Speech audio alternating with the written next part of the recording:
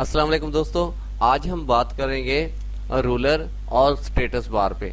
MS word में हम जाते हैं और आप देखें आपका ये पैराग्राफ इस तरह आपने लिख लिया है और यहाँ पे आप जब देखिए छोटा सा आइकन बन रहा है व्यू रूलर का, आपने इस पे क्लिक करना है। तो इस पे आप देखिए आपकी पेज की जो साइड है उसका ये है कि कितने सेंटीमीटर है चौड़ाई और कितनी सेंटीमीटर है लंबाई।